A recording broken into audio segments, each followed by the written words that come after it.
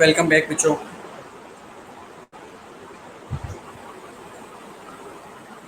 सही। Okay well, तो अभी हम डिस्कस करने वाले हैं टाइप वन के बारे में कि टाइप वन में क्या हो रहा होता है। और इसको डिवाइड किया गया टू सब कैटेगरीज के अंदर। टू सब कैटेगरीज जिसमें one is known as immune mediated and other one is non immune mediated. Okay, latent auto immune diabetes in adult की समझ आ गई थी, जिसे हम LADA कह रहे थे।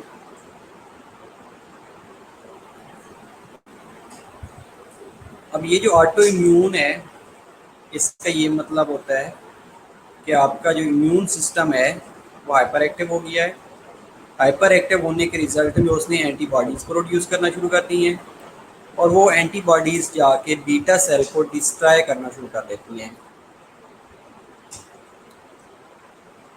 ओके वेल, ठीक है। अब अगर तो उन्होंने जो डिस्ट्रक्शन है एट वंस रैपिडली करना शुरू कर दिया है, जब रैपिडली डिस्ट्रक्शन करेंगे। ओके वेल, अगेन बेटा टाइप वन की समझ आ गई है। वेल, अब इसके आगे सब टाइप की हम बात कर रहे थे। ओके ओके, ठीक है। अगर तो इन्होंने डिस्ट्रक्शन एट वंस कर दी, एक ही दफ़ा डिस्ट्रॉय कर दिया, मीनिंग उसे कि प्रोग्रेसिवली हो गई, रैपिडली हो गई है, तो उसके रिजल्ट में अब ये आइडेंटिफाई कब हो सकती है? चाइल्डहुड में भी आइडेंटिफाई हो सकती है, लेकिन अगर रैपिडली डिस्ट्रक्शन हो गई है तो उसको जुवेनाइल डायबिटीज़ भी इसीलिए कहा जाता है। सेकंड, इसमें ये ऑप्शन होती है कि अगर सपोज किसी वजह से जो hyperactivity of immune system है that triggers slowly and progressively, जब स्लोली और प्रोग्रेसिवली बीटा सेल की डिस्ट्रक्शन हो रही होती है, उस टाइम इसको कहा जाता है LADA, latent autoimmune disorder, autoimmune diabetes in the adults. Get it? ये आती है टाइप 1A डायबिटीज के अंदर, जिसको हमने कहा था कि ये ऑटो इम्यून है या इम्यून मीडिएटेड है। अब जो दूसरी होती है ना, दूसरी को कहा जाता है नॉन इम्यून मीडिएटेड।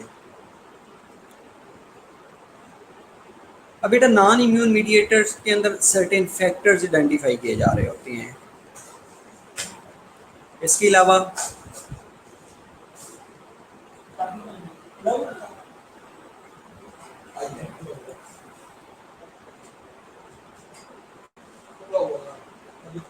अच्छा, अब इसके अंदर एक मेन इसकी कॉम्प्लिकेशन होती है जिसको कहा जाता है डायबिटिक कीटोएसिडोसिस। अब इस डायबिटिक कीटोएसिडोसिस को हम मेरा ख्याल है कि बाद में देख लेंगे, अभी हम टाइप 1 और टाइप 2 कर लेते हैं। वेल, और डायबिटिक कीटोएसिडोसिस इसकी मेन कॉम्प्लिकेशन है। टाइप 1 की जो मेन कॉम्प्लिकेशन है, अगेन ये MCQs में भी पूछा जा रहा होता है कि टाइप 1 की अगेन कॉम्प्लिकेशन क्या है, तो दैट इज डायबिटिक कीटोएसिडोसिस कि कीटोन्स बॉडी की प्रोडक्शन हो रही होती है। अब ये डिटेल में हम इंशाल्लाह नेक्स्ट लेक्चर में देख लेंगे कि कीटोएसिडोसिस होती कैसे है, ये कीटोसिस कैसे हो रही होती है and how they will lead to ketoacidosis. लेकिन ये बात याद रख लीजिएगा कि टाइप 1 की जो मेन कॉम्प्लिकेशन है वो कीटोसिस प्रोडक्शन है। अब कीटोसिस कब होएगी? जब इंसुलिन, ओके LDA बेटा रिपीट कर देता हूँ, LDA ये होता है कि जब आपका इम्यून सिस्टम स्लोली और प्रोग्रेसिवली बीटा सेल को डिस्ट्रॉय कर रहा होता है, तो उस कंडीशन को LADA कहा जाता है। वेल,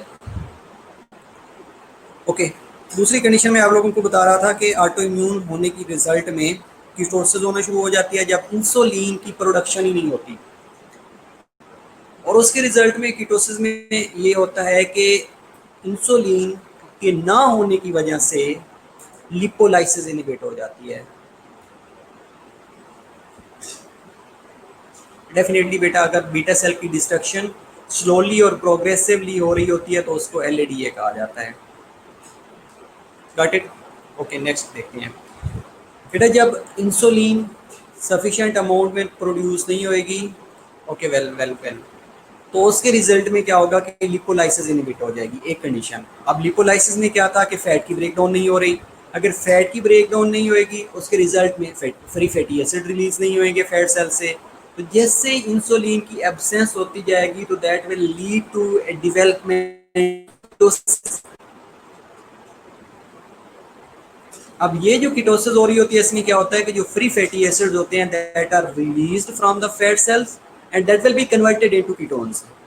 अब ये जो कीटोन्स कन्वर्ट हो रहे होते हैं ये लीवर के अंदर हो रहे होते हैं, इसलिए जैसे इंसुलिन रिस्पॉन्स नहीं करती या loss of insulin occurs, all peoples with type 1 diabetes requires exogenous insulin replacement therapy to reverse या to divert the catabolic state to control the blood glucose level. That is very very important. अब again बेटा बता रहा हूँ कि ये keto acidosis को basically prevent करने के लिए उन पेशेंट्स को इंसुलिन दी जा रही होती है। ओके इसकी समझा देता हूँ बेटा, समझा देता हूँ। ठीक है, मैंने ये बताया है कि बेसिकली जो टाइप 1 डायबिटीज़ होती है उसको कहा जाता है कि इसमें insulin absolute deficiency of insulin होती है और हम एक्सोजीनियस इंसुलिन दे रहे होते हैं। ये बात क्लियर है। अब क्वेश्चन ये है कि ये जो हम एक्सोजीनियस इंसुलिन दे रहे होते हैं ये बेसिकली दे क्यों रहे होते हैं बेटा? ये एक्सोजीनियस इंसुलिन इसलिए दे रहे होते हैं ताकि कीटोसिस को प्रिवेंट किया जा सके। Got it. अब इस कीटोसिस को प्रिवेंट करने के लिए हम इंसुलिन दे रहे होते हैं। अब ये कीटोसिस डिवेल्प कैसे होता है? क्वेश्चन ये है कि ये कीटोसिस डिवेल्प कैसे होता है। अब ये सोचिएगा कि कीटोसिस कैसे डिवेल्प होता है। अब इंसुलिन ने क्या करना होता है कि इंसुलिन ने लिपोलाइसिस को इनहिबिट करना होता है। जैसे इंसुलिन सिक्रीट होती है लिपोलाइसिस विल बी इनहिबिटेड। अब लिपोलाइसिस क्या था? फैट की ब्रेकडाउन था। अब लिपोलाइसिस इनहिबिट होएगी, उसके रिजल्ट में free fatty acids from the fat sales release होंगे। ये कब होंगे? जब इंसुलिन प्रेजेंट होती है। लेकिन जब इंसुलिन नहीं होएगी तो उसके रिजल्ट में क्या होगा कि कीटोसिस डेवलप होना शुरू हो जाएगी। जो फ्री फैटी एसिड्स हैं ये फैट सेल से रिलीज होंगे and that will be converted into their ketones. Okay, अब ये कीटोन्स कन्वर्ट कहाँ पे हो रहे होते हैं बेटा? ये लीवर के अंदर इनकी कन्वर्जन हो रही होती है। इसलिए अब ये कीटोसिस से प्रिवेंट करने के लिए या लीवर के अंदर जो कीटोन की प्रोडक्शन है उसको इनहिबिट करने के लिए exogenous insulin replacement therapy is needed. इसलिए हम उन पेशेंट्स को इंसुलिन दे रहे होते हैं ताकि ये जो उसकी कैटाबोलिक स्टेट है और ब्लड ग्लूकोज के लेवल को मेंटेन करने के लिए exogenous insulin will be prescribed. अब हम कीटोएसिडोसिस, ये कीटोसिस को अगेन हम एक लेक्चर्स में कंडक्ट करेंगे कि बेसिकली ये कीटोएसिडोसिस होती कैसे है। Got it. Okay, auto immune की बात अगेन बात कर लेते हैं। अब ऑटो इम्यून के रिलेटेड मैंने पहले भी आप लोगों को बताया है कि हो सकता है ऑटो इम्यून किसी okay well good auto immune disease किसी जेनेटिक प्रीडिस्पोजिशन फैक्टर की वजह से हो सकती है, लाइक डायबिटोजेनिक जीन्स की वजह से हो सकता है। इसके अलावा इन्वायरमेंटल फैक्टर्स की वजह से हो सकता है। सर्टेन बेटा क्या बता दूं एक बार फिर से, कीटोसिस के बारे में बता दूं। ओके, कीटोसिस के बारे में बता दूंगा एट द एंड। हम ये आप बेटा कीटोएसिडोसिस में मेरा एक लेक्चर है कीटोएसिडोसिस के ऊपर, उसमें आप लोगों को और ज़्यादा समझ आ जाएगी। Nothing to worry. ठीक है, कि कीटोएसिडोसिस होती कैसे है और इसको मैनेज कैसे किया जा रहा होता है, ये मैं अगेन आप लोगों को बता दूंगा। एक कंप्लीट लेक्चर है कीटोएसिडोसिस के ऊपर। ये एक दिन में समझ नहीं आने वाली, ये 1 मिनट में समझ नहीं आने वाली कि बस कीटोएसिडोसिस हो गई है, समझ आ गई, खत्म हो गया। ऐसे नहीं है, आपको 1 बाय 1 स्टेप के साथ बताया जाएगा कि कीटोएसिडोसिस डेवलप कैसे होती है। ओके, दूसरी बात हम कर रहे थे कि प्रीडिस्पोजिंग फैक्टर्स की। प्रीडिस्पोजिंग फैक्टर्स में क्या हो सकता है कि जीन्स की वजह से प्रॉब्लम आ सकता है। इसके अलावा इन्वायरमेंटल फैक्टर्स की वजह से प्रॉब्लम आ सकता है। And very very important, T lymphocyte mediated hyper sensitivity reaction की वजह से होता है। अब ये जो T lymphocyte mediated hyper sensitivity reaction हो रहे होते हैं, इसमें क्या होता है? इसमें बेटा जो बीटा सेल्स होते हैं उसके खिलाफ एंटीजन प्रोड्यूस हो रहे होते हैं और ये बीटा सेल्स जैसे ही उसके खिलाफ एंटीजन प्रोड्यूस होते हैं तो वो जाके एंटीजन एंटीबॉडीज रिएक्शन करवाते हैं, जिसके रिजल्ट में जो बीटा सेल्स हैं दैट विल बी डिस्ट्रॉयड। जैसे ही डिस्ट्रॉय होंगे तो उसके रिजल्ट में हम कह सकते हैं कि type 1 diabetes that is HLA बेटा डेफिनेटली यस, HLA जीन की वजह से हो रहा होता है। और HLA stands for human leukocyte antigen, जो कि 6 क्रोमोसोम के ऊपर प्रेजेंट होता है। Very good, thank you very much for reminding me. ठीक है, ये 6 क्रोमोसोम के ऊपर प्रेजेंट होता है और ये टाइप 1A DM के अंदर जो ससेप्टिबल मेजर ससेप्टिबल जीन होती है उसको जाके ये डिस्ट्रॉय कर देता है। अब करता कैसे है, ये क्या करता है कि ये उसके साथ मेजर हिस्टोकम्पैटिबिलिटी कम्प्लेक्स बनाता है, जिसे MHC भी कहा जाता है, मेजर हिस्टोकम्पैटिबिलिटी कम्प्लेक्स बनाता है ऑन क्रोमोसोम 6, जो कि उसकी इनकोडिंग करता है, और इनकोडिंग होने के रिजल्ट में जाके बीटा सेल की डिस्ट्रक्शन करना शुरू कर देते हैं। जैसे ही इनकोडिंग होएगी मेजर हिस्टोकम्पैटिबिलिटी कम्प्लेक्स बनेगा, कम्प्लेक्स बनने के रिजल्ट में जो बीटा सेल्स हैं उनकी डिस्ट्रक्शन होना शुरू हो जाती हैं। और उसमें ये भी होता है कि सर्टेन पेशेंट्स ऐसे आते हैं इनके अंदर आप डायबिटीज का एंटीबॉडीज अगर टाइटर करवाते हैं तो that will B positive. In conditions के अंदर जो कि जीन इफेक्टेड होता है, जिसके अंदर हम HLA की बात कर रहे हैं, ह्यूमन ल्यूकोसाइट एंटीजन की बात कर रहे हैं, और क्रोमोसोम 6 के ऊपर प्रेजेंट होता है, मेजर हिस्टोकम्पैटिबिलिटी कम्प्लेक्स बनाता है, इसके रिजल्ट में बीटा सेल की डिस्ट्रक्शन कर देता है। और ऐसे पेशेंट्स जिनके अंदर ये HLA पॉजिटिव होता है, ओके HLA, बेटा HLA बता देता हूँ। बेसिकली ये होता है HLA के अंदर एक स्पेसिफिक, आप ये कह सकते हैं क्योंकि इन्फेक्शन ट्रिगर हो सकता है। आप इन्फेक्शन कहाँ से आ सकता है, कोई इन्वायरमेंटल फैक्टर्स हो सकते हैं। अब इन्वायरमेंटल फैक्टर्स हुआ, उसके ट्रिगर होने की वजह से T lymphocyte mediated hyper sensitivity reaction start हो जाता है अगेंस्ट द बीटा सेल। अब ये जो T cell mediated hyper sensitivity reaction है, ये एक chromosome, that chromosome present region on the 6 chromosome, तो उसके ऊपर HLA प्रेजेंट होता है, HLA human leukocyte antigen present होता है। अब ये ह्यूमन ल्यूकोसाइट एंटीजन क्या करता है कि वो जो एंटीबॉडीज जो helper T cell mediated hyper sensitivity reaction के रिजल्ट में सिक्रीट हो रही होती हैं, उनके साथ ये कंबाइन करता है, ज्वाइन करता है, रिएक्ट करता है। रिएक्ट करने के रिजल्ट में मेजर हिस्टोकम्पैटिबिलिटी कम्प्लेक्स बनता है। अब जैसे मेजर हिस्टोकम्पैटिबिलिटी कम्प्लेक्स बनेगा तो वो जाके बीटा सेल्स को 10 टाइम्स ज़्यादा डिस्ट्रॉय करना शुरू कर देता है।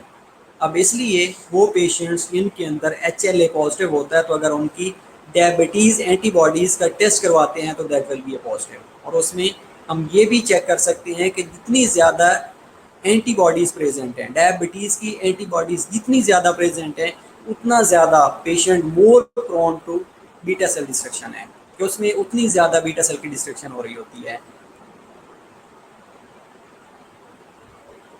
बेटा जो टी लिम्फोसाइट्स होते हैं, पहली चीज़ तो ये है कि टी लिम्फोसाइट्स सोचिएगा, टी लिम्फोसाइट्स बेटा बेसिकली WBC का एक पार्ट है। ओके, अब ये ट्रिगर कब होते हैं, ये एक्टिवेट कब होती हैं, कोई भी इन्वायरमेंटल फैक्टर हो सकता है, कोई ट्रिगरिंग मैकेनिज्म हो सकता है, कोई एंटीजन फॉरेन पार्टिकल आकर ट्रिगर कर देता है इसको। जैसे ये इसकी ट्रिगरिंग होती है तो ये normally hyper sensitivity reaction cause नहीं करता। कोई एंटीजन आता है, उसके खिलाफ एंटीबॉडी सिक्रीट होती हैं, एंटीजन एंटीबॉडी कम्प्लेक्स बनता है, उसकी डिस्ट्रक्शन हो जाती है, ये सिंपल हो रहा होता है। लेकिन इसके अंदर क्या होता है कि जैसे ये इसकी हाइपर सेंसिटिविटी होती है, T cell lymphocyte mediated hyper sensitivity reaction की बात कर रहे हैं, जो कि मल्टीपल जीन्स के ऊपर इन्वॉल्व हो रहा होता है। लेकिन जब हम बात करते हैं HLA की, ह्यूमन ल्यूकोसाइट एंटीजन की, that is specifically present on the chromosome 6, और ये एंटीजन एंटीबॉडी कम्प्लेक्स बनाता है। जब एंटीजन एंटीबॉडी कम्प्लेक्स बनता है तो उसको मेजर हिस्टोकम्पैटिबिलिटी कम्प्लेक्स कहा जाता है, MHC कहा जाता है। और ये अगेन जो HLA है इसको क्रोमोसोम 6 जीन के ऊपर इनकोड कर रहा होता है। Got it. अब ये जब इसको इनकोड करता है तो उसके रिजल्ट में सर्टेन एंटीबॉडीज आर आइडेंटिफाइड। उन एंटीबॉडीज को डायबिटीज एंटीबॉडीज कहा जाता है। अगर उस टाइम पेशेंट्स का डायबिटीज एंटीबॉडीज टाइटर करवाते हैं तो दैट विल बी पॉजिटिव। और ये पॉजिटिविटी एंटीबॉडीज की ये शो कर रही होती हैं कि जो इम्यून सिस्टम है वो उसकी हाइपर एक्टिविटी हो चुकी है, और हाइपर एक्टिविटी होने के रिजल्ट में उसके उतनी ज़्यादा बीटा सेल की डिस्ट्रक्शन हो रही है। जितनी ज़्यादा एंटीबॉडीज होंगी पेशेंट उतना ज़्यादा रिस्क पे होगा for the destruction of beta cells. Got it.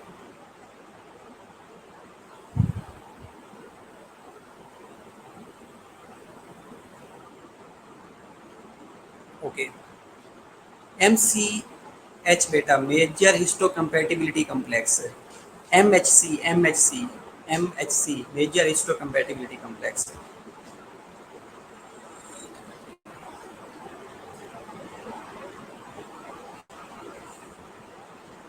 इसके अलावा और प्रॉब्लम हो सकती है, लाइक जैसे बीटा सेल की डिस्ट्रक्शन हो जाती है, बीटा सेल डिस्ट्रक्शन होने के रिजल्ट में अब ग्लूकोज का लेवल ज़्यादा होना शुरू हो जाता है। जैसे ग्लूकोज का लेवल ज़्यादा होगा तो उस कंडीशन को हम कह देते हैं हाइपरग्लाइसीमिया। अच्छा, एक बात और याद रखिएगा कि ब्लड ग्लूकोज का लेवल जब हम देख रहे होते हैं ना, तो सेल के अंदर हाइपोग्लाइसीमिया एग्जिस्ट कर रहा होता है और ब्लड के अंदर हाइपरग्लाइसीमिया की स्टेट एग्जिस्ट कर रही होती है। इसकी वजह क्या है? ज़रा सोचिएगा कि सेल के अंदर जो ग्लूकोज का लेवल है वो कम है। सेल के अंदर inside the cell there is a condition of hypoglycaemia, but in the blood there is a condition of hyperglycaemia. Why? जल्दी बताएं बेटा।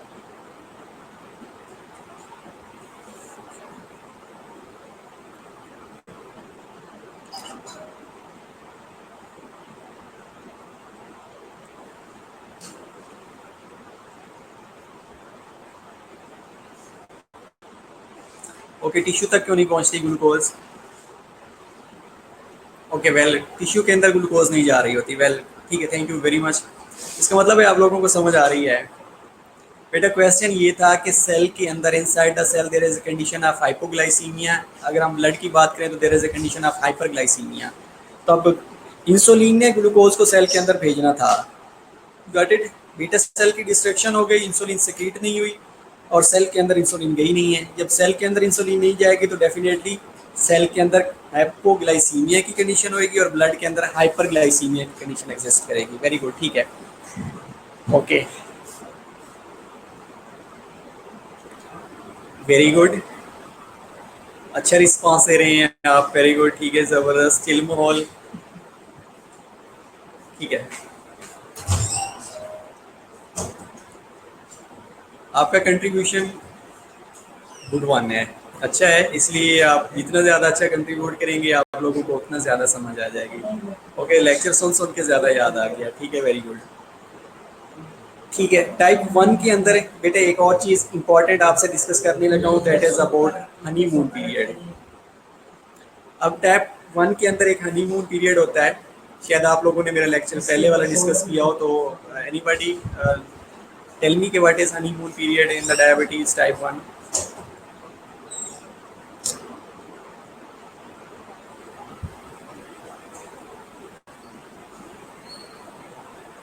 डेफिनेटली बेटा आपकी क्लास पढ़ने लग गई है। बेटा डेफिनेटली मुझे जब आप लोग इस तरह अच्छा रिस्पांस करेंगे तो डेफिनेटली खुशी होगी और मुझे फिर पता चल रहा होता है कि ठीक है जो मैं पढ़ा रहा हूँ ना वो इफेक्टिव है। अदरवाइज मैं सेटिस्फाई नहीं होता जब तक मेरे बच्चों को चीज़ समझ ना आए। डेफिनेटली स्टार्ट कर दिया है, ठीक है।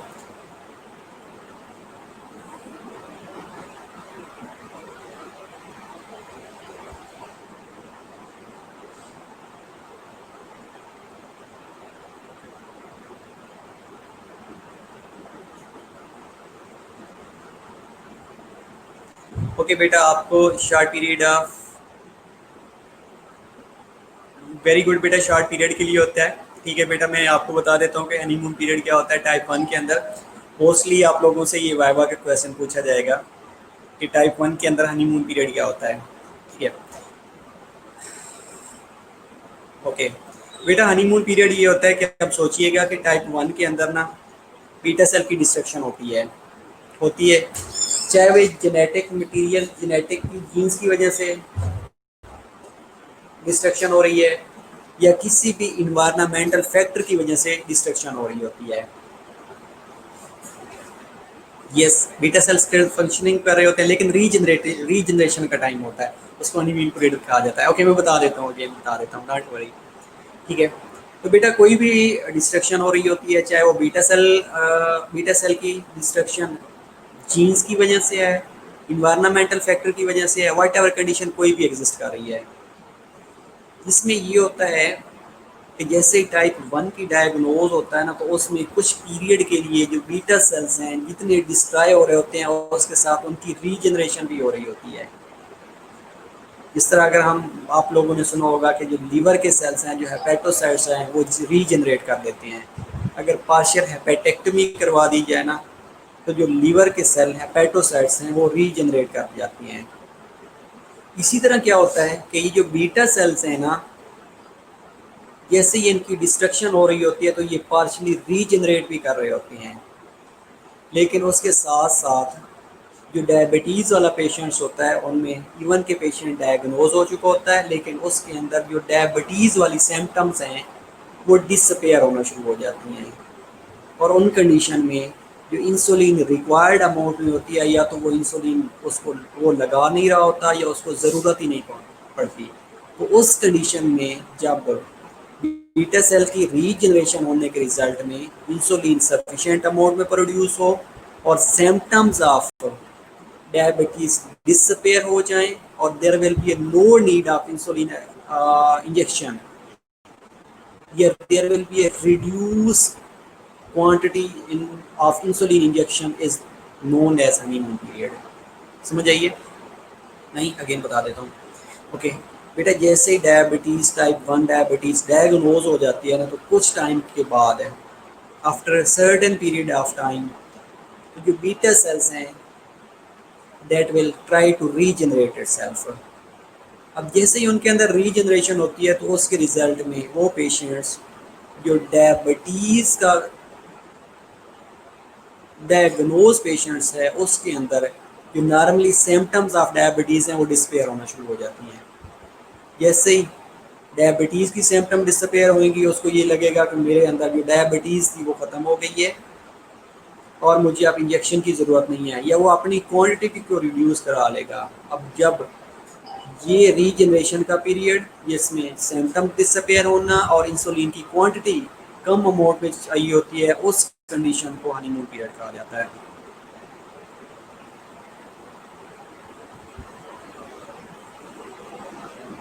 बेटा इसके लिए स्पेसिफिक टाइम ड्यूरेशन नहीं दिया हुआ, किसी बुक में भी स्पेसिफिक टाइम ड्यूरेशन नहीं है, ये पेशेंट टू पेशेंट वेरी कर रहा होता है। अब एक पेशेंट है उसका जो इम्यून सिस्टम है वो फ़ौरन से पहले ट्रिगर कर रहा है, एक पेशेंट है जिसका स्लोली और प्रोग्रेसिवली कर रहा है। जब स्लोली और प्रोग्रेसिवली कर रहा है तो उसको LADA कहा जाता है, और उसी अगर उसमें जो सिम्टम्स है उसकी रिवर्स होना शुरू हो जाती हैं तो उसको हनीमून पीरियड कहा जाता है। बेटा डेफिनेटली हनीमून पीरियड के अंदर बीटा सेल जो हैं वो रीजनरेट कर रहे होते हैं। ओके बेटा, मैं ये अगेन बता देता हूँ कि हनीमून पीरियड क्या है। नेट का कनेक्शन का इशू हो गया था, नो प्रॉब्लम बेटा, मैं 10 टाइम्स बताने के लिए तैयार हूँ कि बेटा जब टाइप 1 डायबिटीज़ डायग्नोज हो जाती है तो उस डायग्नोज के बाद there is a short period of beta cell regeneration. जब बीटा सेल की रीजनरेशन हो रही होती है तो उन कंडीशन में वो पेशेंट जो कि टाइप 1 डायग्नोज के साथ था तो उसमें जो डायबिटीज़ वाली सिम्टम्स थी दैट विल डिसअपेयर। जब ये सिम्टम डिसअपेयर होंगी तो उस पेशेंट्स को अल्टीमेटली इंसुलिन इंजेक्शन की या तो रिड्यूस क्वांटिटी चाहिए होगी या एट ऑल उसको ज़रूरत ही नहीं होगी। जब एट ऑल ज़रूरत नहीं होगी तो उस कंडीशन को हनीमून पीरियड का नाम दिया जाता है। ओके, तो ये अगेन बेटा ये क्वेश्चन इम्पॉर्टेंट होता है कि टाइप 1 के अंदर एक LADA क्या है, latent autoimmune diabetes in the adult क्या है, दूसरा हनीमून पीरियड क्या है। ये आप लोगों की फिक्र टिप पे होनी चाहिए, ये दो चीज़ें ये टाइप 1 के अंदर इम्पॉर्टेंट है। ठीक है, that was about the type 1A autoimmune mediated. Okay, यहाँ तक किसी चीज़ की समझ ना आई हो, कोई क्वेरी हो जो आपके माइंड में आ रही हो तो उसको हम डिस्कस कर लेते हैं, अदरवाइज हम टाइप 2 के बारे में डिस्कस करने वाले हैं। ओके वेल, अब आप लोगों ने टाइप 2 के बारे में डिस्कस करना है। आप लोगों ने बताना है कि टाइप 2 में क्या हो रहा होता है। टाइप 1 का हमने ऑलरेडी डिस्कस किया है कि there will be an absolute deficiency of insulin.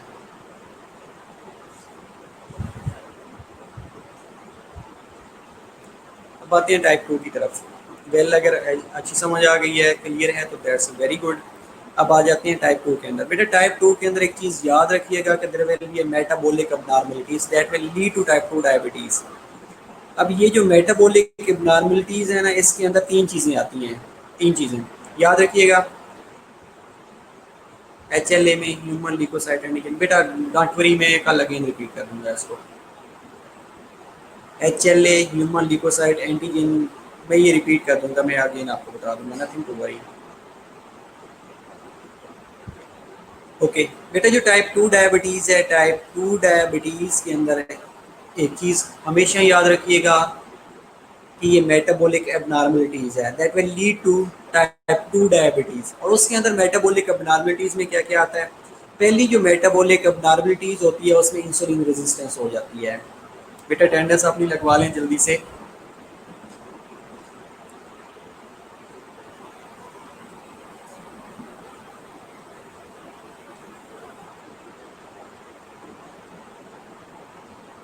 Okay, अब हमने तीन चीज़ें डिस्कस करनी है इसके अंदर। पहली जो चीज़ है कि ये मेटाबॉलिक एबनॉर्मलिटी है और that metabolic abnormality will lead to type 2 diabetes mellitus. अब उस मेटाबॉलिक एबनॉर्मलिटीज़ के अंदर पहली कंडीशन की इंसुलिन रेजिस्टेंस होना शुरू हो जाती है। दूसरी कंडीशन कि इंसुलिन की जो सेक्रेशन है from the beta cells that will be reduced. तीसरी कंडीशन बेटा ये होती है कि increase glucose production by the liver. तीन कंडीशन डिस्कस करने वाले हैं हम। तीन कंडीशन मैंने बताई हैं। पहली कंडीशन ये है कि मेटाबॉलिक एबनॉर्मलिटी है that will lead to type 2 diabetes mellitus. Just a minute please.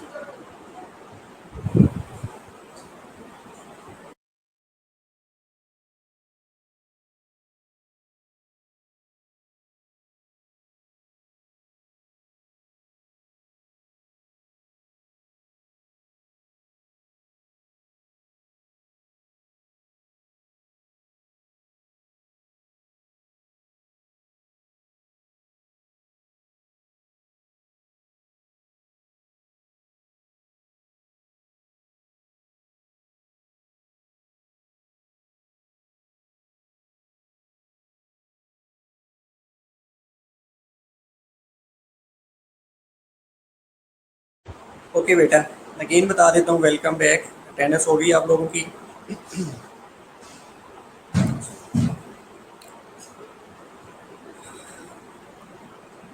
हम टाइप 2 के बारे में बेटा बात कर रहे थे। टाइप 2 में क्या होता है कि there is a metabolic abnormalities that will lead to type 2 diabetes mellitus. अब उस मेटाबॉलिक एबनॉर्मलिटीज के अंदर तीन चीज़ें आपको याद रखनी है।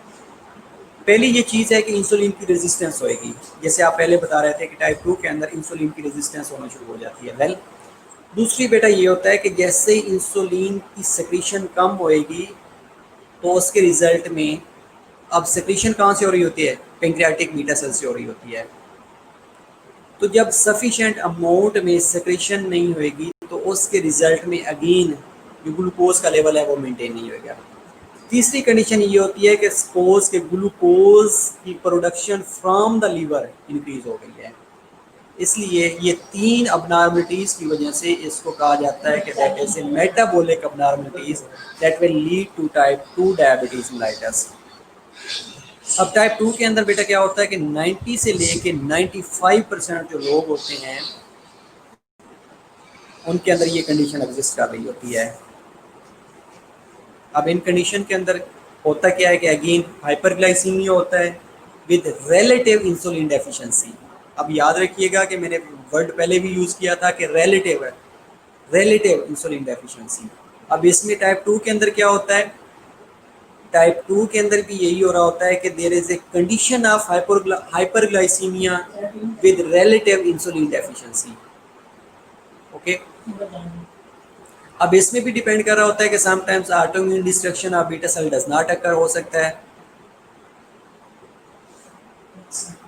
डेफिनेटली बेटा जो ग्लाइकोजन है ग्लूकोज के अंदर कन्वर्ट होता रहता है। पार्शली जो डायबिटीज़ का लेवल है वो मेंटेन किया जा रहा होता है। इसके अलावा इसलिए इसको कहा जाता है, और इसका जो ऑनसेट होता है वो अडल्ट ऑनसेट होता है, इसलिए ये नॉन इंसुलिन डिपेंडेंट डायबिटीज़ कहा जाता है। और ये थ्रू ओरल हाइपोग्लाइसीमिक एजेंट इसको मेंटेन किया जा रहा होता है। अब टाइप 1 के अंदर हमने ये कहा था कि इंसुलिन इसलिए लगा रहे होते हैं ताकि कीटोसिस से प्रिवेंट करने के लिए, पेशेंट को अंदर कीटोएसिडोसिस ना डेवलप हो या कीटोसिस से प्रिवेंट करने के लिए।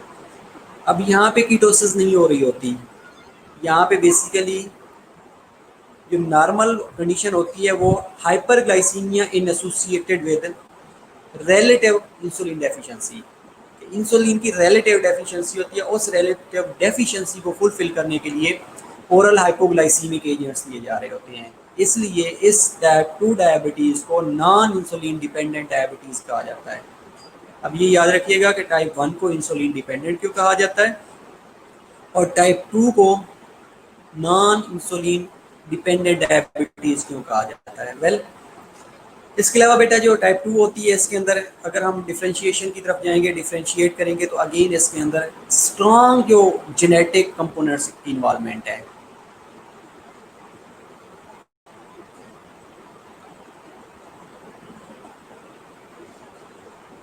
जिसमें जो बीटा सेल्स हैं वो पार्शली डिस्ट्रक्टेड हो जाती हैं। डिस्ट्रक्शन होने की वजह से अगेन प्रॉब्लम्स होना शुरू हो जाती हैं।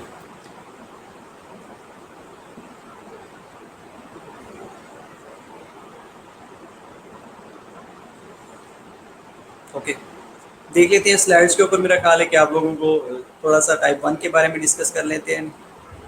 ओके बेटा, क्या रिपीट करना है? टाइप 1 और टाइप 2 में मैंने बताया है कि उसमें इंसुलिन डिपेंडेंट डायबिटीज मेलाइटस होती है। इसको non insulin dependent diabetes mellitus क्यों कहा जाता है? ठीक है, अब टाइप 1 डायबिटीज़ के बारे में अगेन स्लाइड्स के ऊपर थोड़ा सा डिस्कस कर लेते हैं, क्योंकि कल आप लोगों ने स्लाइड्स को ही पढ़ना है। मुझे पता है कि आप लोगों ने बुक नहीं पढ़नी, इसलिए type 1 diabetes has universally replaced several formers terms including childhood onset diabetes इसको कहा जाता है। ओके बेटा, रिपीट कर दूंगा, डोंट वरी। इसके अलावा यूवेनाइल डायबिटीज़ कहा जाता है, ये इंसुलिन डिपेंडेंट डायबिटीज़ मेलाइटस कहा जाता है। बेटा इंसुलिन डिपेंडेंट डायबिटीज़ मेलाइटस इसलिए कहा जाता है ताकि पेशेंट को कीटोसिस से प्रिवेंट किया जा सके।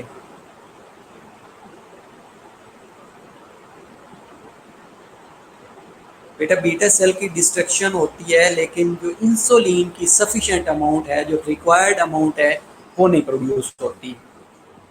पार्शली डिस्ट्रक्शन बेटा इसलिए हो रही होती है कि हो सकता है later on that will be converted into type 1 diabetes mellitus, कि आप लोगों को ओरल हाइपोग्लाइसीमिक एजेंट से ना कंट्रोल किया जा रहा हो और आपने उस पेशेंट्स को इंसुलिन पे डालना हो। बेटा आप दोनों चीज़ों ले सेम टाइम पे लेके चल रहा होता हूँ। स्लाइड्स के ऊपर भी वही चीज़ें मेंशन होंगी और बुक के अंदर भी वही चीज़ें मेंशन होंगी। ओके वेल, टाइप 1 और टाइप 2 एग्जैक्टली गुड। ओके, हम एट द एंड ये कंपैरिजन आप लोगों से मैं करवाऊंगा कि टाइप 1 में क्या फ़र्क है और टाइप 2 में क्या फ़र्क है। ये आप लोगों की अगेन आज की असाइनमेंट है, बेशक पेज के ऊपर ये लिख लीजिएगा। ओके, टाइप 1 के बारे में हम बात कर रहे थे कि इंसुलिन डिपेंडेंट डायबिटीज़ मेलाइटस होती है और काज ऑफ रिस्क फैक्टर्स, जिसमें हमने जेनेटिक प्रीडिस्पोजिशन के बारे में बात की है, वायरसेस की बात की है, इन्वायरमेंटल फैक्टर्स की बात की है। इसके अलावा इसमें most often occurs in the people under 30 years of age. Peak onset between the ages 11 और 13 ईयर्स ऑफ एज है। इसके अलावा progressive destruction of beta cell की डिस्ट्रक्शन हो जाती है और autoimmune antibodies that causes 80 to 90% of normal beta cell function and manifest develops when the pancreas can no longer produce insulin. अच्छा, ये सारी जो स्लाइड्स हैं ये रीड करने वाली हैं। मेरा ख्याल है कि आप लोग रीड कर लेंगे तो आप लोगों को इजीली अंडरस्टैंडिंग हो जाएगी। अगर इसमें कोई क्वेरी हो किसी स्लाइड्स के ऊपर तो आप मेरे से ग्रुप में भी शेयर कर सकते हैं, ग्रुप में पूछ सकते हैं कि सर ये क्या लिखा हुआ है। ठीक है, मैं उसमें भी आप लोगों को बता दूंगा। बाकी स्लाइड्स में मेरा ख्याल है कुछ मुश्किल नहीं था, जो चीज़ें मुश्किल थी वो आप लोगों को मैंने एक्सप्लेन कर दी हैं। वेल, अच्छा टाइप 1 के अंदर बेटा ये होता है, टाइप 1 के अंदर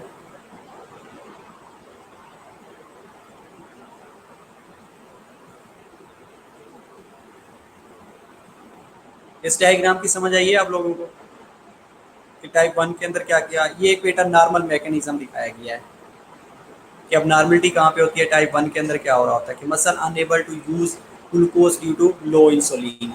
अब यहाँ पे रिलेटिव इंसुलिन डेफिशिएंसी होती है, तो ये मसल्स के अंदर क्या होता है कि मसल्स के अंदर ग्लूकोज जा ही नहीं सकती। अब यहाँ पे मसल्स के अंदर ग्लाइकोजन और प्रोटीन की ब्रेक डाउन होना शुरू हो जाती है and that will lead to ketoacidosis. अब इस कीटोएसिडोसिस को प्रिवेंट करने के लिए पेशेंट्स को इंसुलिन दी जा रही होती है। अब ये डायग्राम, इस डायग्राम को समझने के लिए वेल आप लोगों के माइंड में ये चीज़ें होनी चाहिए। देखिए कि आपने खाना खाया, खाना खाने के रिजल्ट में decrease insulin in the blood vessels. अब नॉर्मली क्या होना चाहिए था कि जैसे ही खाना खाते हैं तो ग्लूकोज का लेवल बढ़ता है, उस ग्लूकोज के नॉर्मल की होम्योस्टेसिस के लिए इंसुलिन सेक्रेट हो रही होती है बीटा सेल से। लेकिन यहाँ पे क्या हुआ है कि decrease insulin in the blood vessel, blood vessels के अंदर इंसुलिन तो आई नहीं है। उन्हें तो ये चाहिए था कि बहुत ज़्यादा मॉलिक्यूल्स आते तो जो ग्लूकोज के मॉलिक्यूल्स थे उनको पकड़ के सेल के अंदर लेके जाते ताकि एक होम्योस्टेटिक सेट पॉइंट को अचीव किया जा सकता, लेकिन यहाँ पे ऐसा नहीं हुआ। तो पेंक्रियाज से जो बीटा सेल की डिस्ट्रक्शन थी वो हो चुकी है, उसके रिजल्ट में इंसुलिन प्रोड्यूस ही नहीं हुई। जब इंसुलिन प्रोड्यूस नहीं होगी तो increase glucose due to low insulin, glucose का लेवल बढ़ जाएगा ब्लड के अंदर। अब ये देखिए ग्लूकोज के जो हैं मॉलिक्यूल्स हैं वो ज़्यादा हैं, इंसुलिन के 2 मॉलिक्यूल्स हैं, तो इसलिए हाइपरग्लाइसीमिया की स्टेट एग्जिस्ट कर रही है इनसाइड द ब्लड। ये क्वेश्चन मैंने पूछा था कि ब्लड के अंदर ग्लूकोज का लेवल ज़्यादा होता है और मसल या सेल के अंदर ग्लूकोज का लेवल कम होता है, ये क्वेश्चन था। यहाँ पे आप लोगों को समझ आ जाएगी कि देखिएगा कि यहाँ पे जो इंसुलिन है वो तो कम है। बेटा आवाज़ क्यों बढ़ रही है?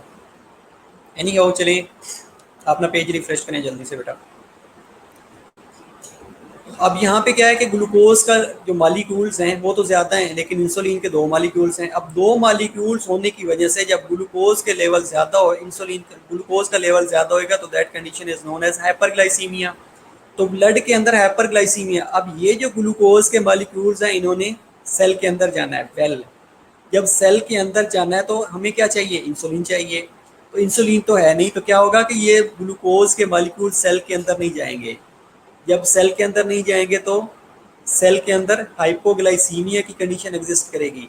अब ये जब हाइपोग्लाइसीमिया की कंडीशन एग्जिस्ट करेगी तो वहाँ पे ग्लाइकोजन और प्रोटीन की ब्रेक डाउन होएगी। अब ये ग्लाइकोजन और प्रोटीन की ब्रेक डाउन होने के रिजल्ट में कीटोन्स प्रोड्यूस होते हैं, कीटो एसिडोसिस होती है। अब इस कीटो एसिडोसिस को प्रिवेंट करने के लिए आप उस पेशेंट्स को इंसुलिन दे रहे होते हैं।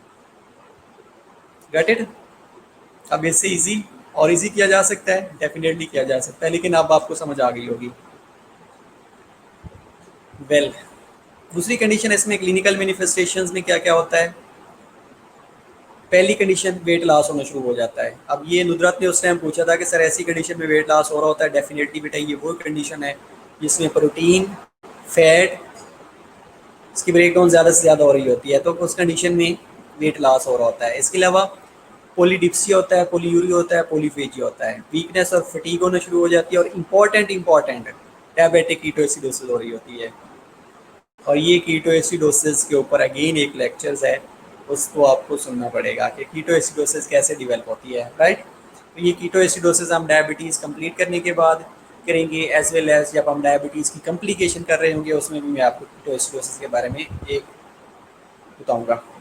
इसमें होता क्या है? Life threatening condition of type 1 diabetes mellitus I. MCQs में आता है कि life threatening condition of type 1 है, टाइप 2 है, जीडीएम है, उसमें आपको याद होना चाहिए कि टाइप 1 की ये डायबिटीज़ है। Okay well occurs in the absence of insulin. कब होगा डायबिटिक कीटोएसिडोसिस? कब होएगी? जब इंसुलिन ही नहीं होएगी। Results in metabolic acidosis lead करेगी कीटोएसिडोसिस को। ओके इसके अलावा बेटा ओरल हाइपोग्लाइसीमिया का अगर आप एजेंट्स ले रहे होते हैं उससे भी वेट लॉस होना शुरू हो जाता है।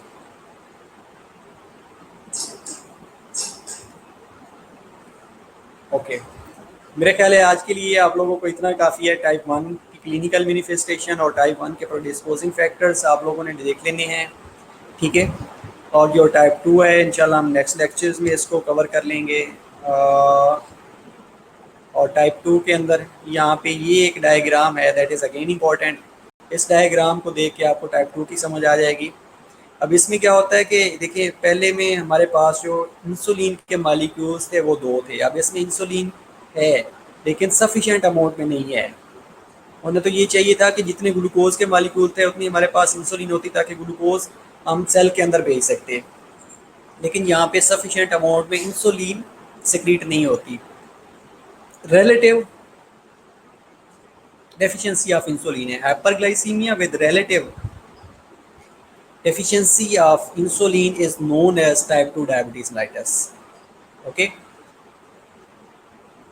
अब इसमें क्या होता है कि muscle unable to use glucose due to insulin resistance. हो सकता है यहाँ पे इंसुलिन की रेजिस्टेंस हो चुकी है, हो सकता है जिन रिसेप्टर्स के थ्रू ग्लूकोज ने सिक्रीट होके, हो सकता है जिन रिसेप्टर के साथ इंसुलिन ने अटैच होकर ग्लूकोज को सेल के अंदर भेजना है तो receptor binding sites are occupied by the antibodies, ये रेजिस्टेंस हो चुकी है, तो उसके रिजल्ट में ग्लूकोज सेल के अंदर नहीं जा पाएगी। और उसकी मेन काज क्या हो सकती है? ओबेसिटी हो सकती है, रेजिस्टेंस, इनहेरिटेंट और अदर फैक्टर्स हो सकते हैं that will lead to insulin resistance. अच्छा, क्वेश्चन क्या है?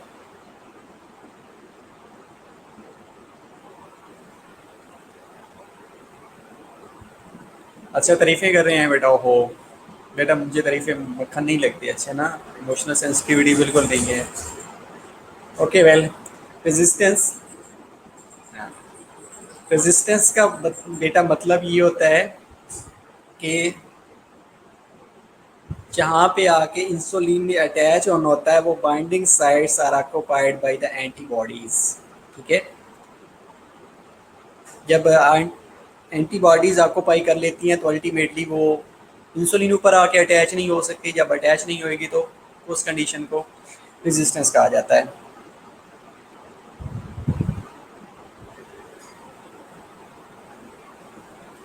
अच्छा बेटा, ओरल हाइपोग्लाइसीमिक हार्मफुल नहीं होते अगर, लेकिन समटाइम्स हाइपोग्लाइसीमिया काज करवा सकते हैं अगर ओवरडोज ले ली जाए इनकी। तो अगर रिकमेंडेड डोज ले रहे हैं तो ये oral hypoglycaemic agents harmful definitely नहीं होते, और ये वेट कंट्रोल करने में इफेक्टिव ट्रीटमेंट है। ओके वेल, ठीक है, सी यू इंशाल्लाह। फेस टू फेस जब देखेंगे तब मैं आप लोगों से पूछूंगा, फिर पता चलेगा। यस एग्जैक्टली बेटा, he knows better than you.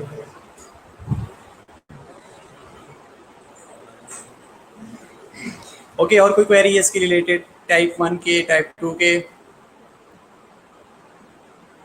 बेटा I treat you accordingly. Post basic और पोस्ट आरएन में कितना फ़र्क है ये आप लोगों को भी पता है, तो इसलिए पोस्ट आरएन और पोस्ट बेसिक में लोगों को मैं अकॉर्डिंगली ट्रीट करता हूँ, अकॉर्डिंगली पढ़ाता हूँ।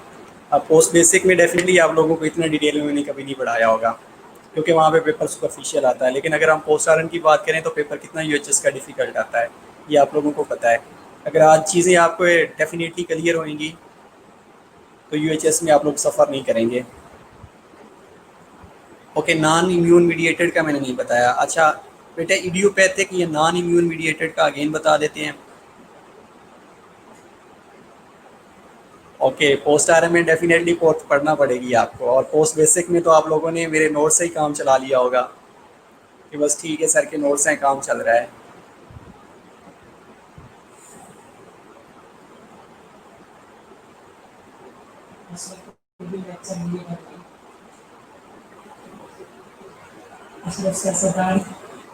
क्लास है।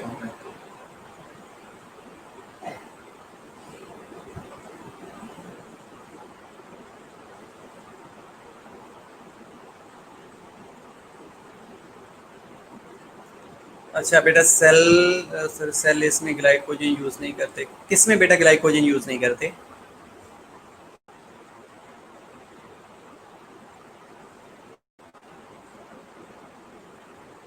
ओके,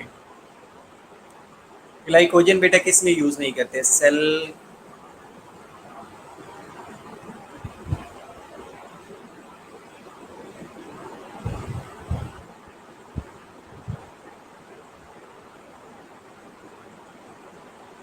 डेफिनेटली बेटा इस दफ़ा आपने कोर्स ही पढ़ना है।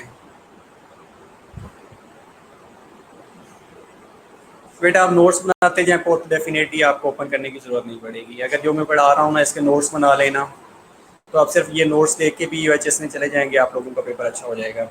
इसके अलावा मेरे जो क्वीज़ आते हैं, एमसीक्यूज़ एससीक्यूज़, इस दफ़ा आपको गूगल ने हेल्प नहीं करेंगे। और मेरे क्वीज़ में मैं आपको अगेन अगेन कर कह रहा हूँ कि मेरे क्वीज़ कभी भी आपको गूगल हेल्प नहीं करेगा। हाँ, पोस्ट बेसिक में ज़रूर हेल्प कर सकता है, लेकिन पोस्ट आरएन में और जेनेरिक में कभी भी गूगल हेल्प नहीं करेगा। ग्लूकोज सेल के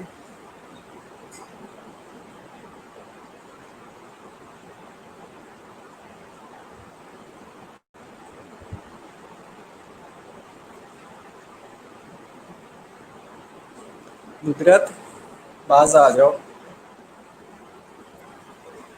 ओके बेटा, ये क्वेश्चन क्या था कि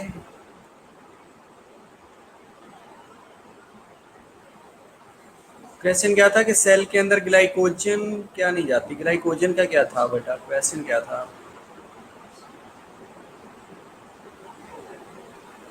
सेल ग्लाइकोजन को यूज नहीं करते, क्या था क्वेश्चन बेटा?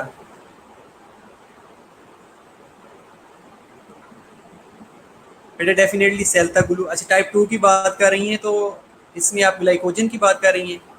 बेटा ग्लाइकोजन डेफिनेटली जा रही होती है, लेकिन ग्लाइकोजन जो कन्वर्जन करवा रही होती है, इसलिए तो ग्लूकोज के लेवल को मेंटेन किया जा रहा होता है।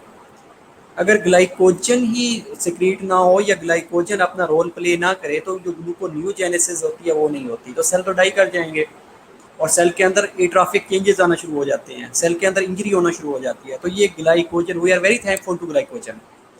तो ये क्या करता है कि जब ग्लूकोज नहीं होती, जब हाँ एग्जैक्टली जब ग्लूकोज नहीं होती तो ये ग्लूकोज के मालिक्यूल बना रहा होता है, इसलिए तो फास्टिंग कंडीशन में ये ग्लाइकोजन का रोल है।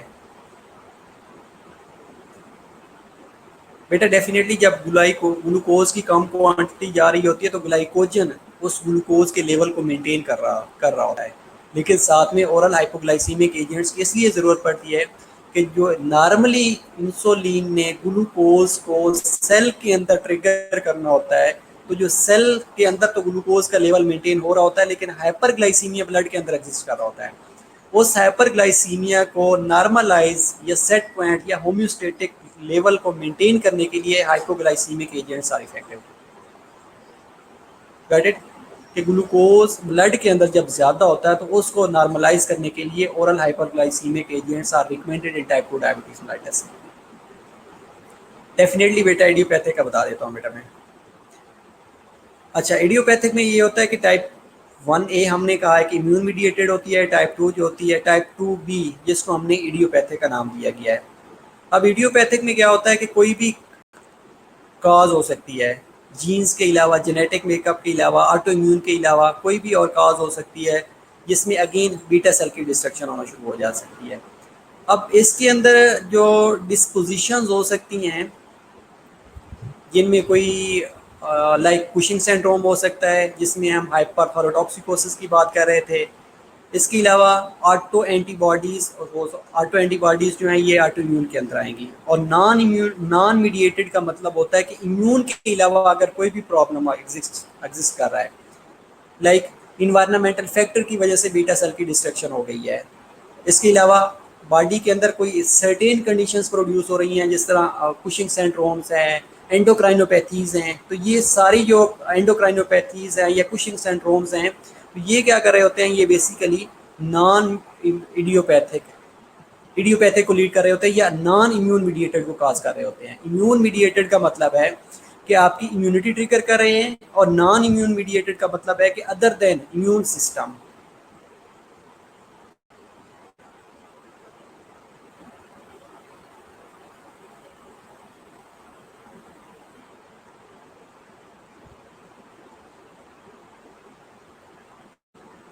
बेटा आप ये वेरी गुड, ठीक है, वेरी गुड क्वेश्चन सर। अगर रिसेप्टर्स एंटीबॉडीज, बेटा ये बताएं कि जो एंटीबॉडीज हैं उसने रिसेप्टर्स कौन सी डायबिटीज के अंदर ऑक्यूपाई की होती हैं?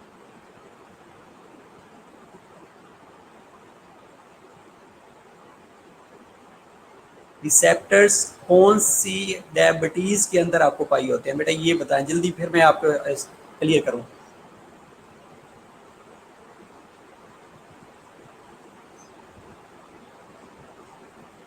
टाइप 2 के अंदर, वेरी गुड, ठीक है। टाइप 2 के अंदर हमने ये कहा है कि बेटा 3 कंडीशन सेम टाइम पे एग्जिस्ट करती हैं मेटाबॉलिक डिसऑर्डर्स की। अगर हम बात करें तो वो 3 कंडीशन में पहली कंडीशन मैंने कहा कि इंसुलिन की रेजिस्टेंस होना शुरू हो जाती है। अब जिस तरह जीडीएम के अंदर होता है बेटा कि रिसेप्टर्स ऑक्यूपाई हो चुके होते हैं, इसके अंदर भी यही होता है कि इंसुलिन की रेजिस्टेंस होती है, लेकिन ये रेजिस्टेंस कंप्लीट नहीं होती। अब अगर कंप्लीट रेजिस्टेंस हो जाती है तो उस कंडीशन में तो नो डाउट ग्लूकोज के मॉलिक्यूल इनसाइड द सेल नहीं जाएंगे। लेकिन ये जो रेजिस्टेंस हो सकता है कि सपोज 10 रिसेप्टर्स हैं, उसमें से 4 रिसेप्टर ऑक्यूपाई हैं, 5 रिसेप्टर्स ऑक्यूपाई हैं, 6 रिसेप्टर्स ऑक्यूपाई हैं, लेकिन वो जो 2 से 3 रिसेप्टर्स ओपन है ना, उनमें जब सफिशिएंट अमाउंट में उनको इंसुलिन मिलेगी या सफिशिएंट अमाउंट में ग्लूकोज मिलेगी या इंसुलिन मिलेगी, तो वो फ़ौरन से पहले जो 3 रिसेप्टर्स ओपन है वो फ़ौरन से पहले ग्लूकोज को इनसाइड द सेल लेके जाएंगे, ताकि इनसाइड द सेल ग्लूकोज की रिक्वायर्ड अमाउंट में है। अगर सपोज 10 रिसेप्टर्स हैं, 10 रिसेप्टर्स में से 6 रिसेप्टर्स आपको पाई हैं, अब हमारे पास जो इंसुलिन के मॉलिक्यूल्स आ रहे हैं वो भी 2 से 3 हैं, तो 2 से 3 हैं वो तो ऑक्यूपाइड रिसेप्टर्स के ऊपर जाके अटैच होने की कोशिश करेंगे, लेकिन जो ओपन है, जो ओपन रिसेप्टर्स हैं जहाँ पे एंटीबॉडीज ने ऑक्यूपाई नहीं किया वो तो मेनली 2 हैं। अगर 2 क्या करेंगी तो वो 2 से इनसाइड सिर्फ 2 मालिक्यूल को लेके जाएंगी। अगर वहाँ पे सफिशिएंट अमाउंट में इंसुलिन प्रेजेंट होगी तो वो 4 के 4 मालिक्यूल्स को उठा के सेल के अंदर भेज देगी। Got it. दूसरा हमने ये कहा था कि जो सेक्रीशन ऑफ इंसुलिन है from the pancreatic beta islets वो डीअरेंज्ड हो जाती है। हो सकता है पेशेंट बहुत ज़्यादा ओबीज है, ओबीज होने की वजह से उसकी जो रिक्वायरमेंट है उसको suppose 70 molecules of insulin required हैं, लेकिन बीटा सेल कितने प्रोड्यूस कर रहा है, 50 पर प्रोड्यूस कर रहा है। तो अब वो जो 20 के रिक्वायर्ड अमाउंट है, 20 रिमेनिंग है, वो भी तो उसने फुलफिल करने हैं ना। तीसरी कंडीशन कि सपोज किसी वजह से ग्लूकोज की production by the liver increase हो गई है। ओके वेल ठीक है, हैप्पी एनीबॉडीज, कोई और क्वेश्चन, किसी को किसी चीज़ की समझ ना आई हो?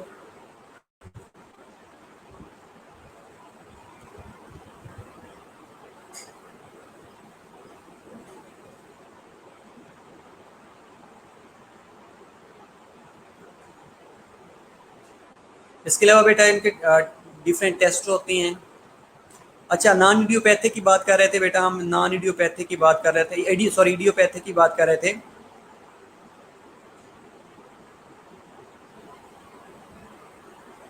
ओके ठीक है, तो उसमें बेटा कोई भी और कंडीशन एग्जिस्ट कर सकती हैं, लाइक जेनेटिक प्रीडिस्पोजिशन हो सकती है, जीन में कोई प्रॉब्लम आना शुरू हो सकता है, एक्सोक्राइनिक पेंक्रियाटिक कोई प्रॉब्लम आ सकता है, एंडोक्राइनोपैथीज हो सकती हैं। तो ये सारी इडियोपैथिक काज हो सकती हैं। अगर इम्यून मीडिएटेड है तो उसमें आपने इम्यून सिस्टम को लेके आना है कि इम्यून प्रॉब्लम की वजह से है। अगर इडियोपैथिक है तो उसका मतलब है कि नॉन इम्यून मीडिएटेड है, कि इम्यून के अलावा, इम्यून सिस्टम के अलावा जितनी भी काज हैं that comes under the idiopathic cause. Okay, see you इंशाल्लाह on next lectures on Monday को है ना, नेक्स्ट लेक्चर्स। तो मंडे को अगर कोई भी क्वेश्चन हो तो आप लोगों ने ज़रूर मेरे से पूछना है। और इसके अलावा आप लोगों ने एक काम करना है कि काम ये है कि आपने डिफरेंट टेस्ट जो कि डायबिटीज़ को डायग्नोज करने के लिए किए जाते हैं वो आपने लिख के लेके आने हैं। और HbA1c का आपने ज़रूर लिखना है कि HbA1c होता क्या है और उसको कैसे हम डायग्नोज कर सकते हैं, इंटरप्रेट कैसे किया जा सकता है। इसके अलावा अगर एक पेशेंट्स है वो प्री डायबिटीज़ वाला है तो उसमें जो IgT होती है उसका लेवल कितना हो सकता है, या IFG का लेवल कितना हो सकता है, ये सारे आपने ना थोड़ा सा वैल्यूज़ को याद करके आना है। HbA1c बेटा। इसके अलावा जो ग्लूकोज टॉलरेंस टेस्ट है, ओरल ग्लूकोज टॉलरेंस टेस्ट है, definitely fasting blood glucose level है, या ओरल ग्लूकोज फास्टिंग टेस्ट है, या इम्पेयर्ड ग्लूकोज टॉलरेंस टेस्ट है। तो ये सारे टेस्ट कब करवाने चाहिए, इसकी नॉर्मल वैल्यूज़ कितनी होती हैं और कब ये कितनी से ज़्यादा होंगी। बेटा लास्ट क्वेश्चन ये है कि आपने डिफरेंट टेस्ट जो डायबिटीज़ को डायग्नोज करने के लिए होते हैं वो आपसे पूछे जाएंगे कि कौन कौन से टेस्ट होते हैं जिससे हम कंफर्म कर सकते हैं कि डायबिटीज़ वाला पेशेंट्स है। इसके अलावा इंपॉर्टेंट ये है कि HbA1c क्या है और HbA1c की इंटरप्रिटेशन क्या है। ये अगेन UHS का क्वेश्चन है कि HbA1c बेटा गूगल से भी कर लें, गूगल भी रेफरेंस वैल्यू तो एक्यूरेट नहीं देता, लेकिन फिर भी अगर बुक देख लेंगे तो उसमें एक्यूरेट वैल्यू आपको मिल जाएंगी। आप रेफरेंस में बुक का नाम तो ले सकते हैं लेकिन गूगल का नाम रेफरेंस में नहीं दिया जा सकता, तो इसलिए मैं हमेशा आपको कहूँगा कि book is best. Okay well, अगर बुक से पढ़ा था तो इसलिए आपका टेस्ट भी अच्छा होगा, बायो भी अच्छा होगा। ठीक है, तो ये सारे टेस्ट और इसकी इंटरप्रिटेशन आप लोग करके आएंगे, उसके बाद हम इनको डिस्कस कर लेंगे कि कौन कौन से टेस्ट रिकमेंडेड होते हैं टाइप 1 के अंदर, टाइप 2 के अंदर डायबिटीज़ को डायग्नोज करने के लिए। और important what is the criteria for diagnosing of DM, diabetes को डायग्नोज करने के लिए उसका क्राइटेरिया क्या है। और HbA1c is very very important, और इसके लिए इंटरप्रिटेशन क्या है ये आप लोगों ने करके आना है। ठीक है, डेफिनेटली साथ में याद भी हो जाएगा और पेशेंट भी आप डेफिनेटली डील करते हैं, आपकी ज़िंदगी और आसान हो जाएगी कि जब HbA1 देखेंगे, HbA1c का वैल्यू देखेंगे तो आप फ़ौरन से पहले बता देंगे कि ये पेशेंट डायबिटिक है। इसके अलावा फास्टिंग ब्लड ग्लूकोज लेवल देखेंगे, आपको रेफरेंस वैल्यू याद होएगी तो आप उसको बता देंगे। ठीक है, ओके, सी यू इंशाल्लाह in next lectures. Have a blessed day, blessed evening, bye bye.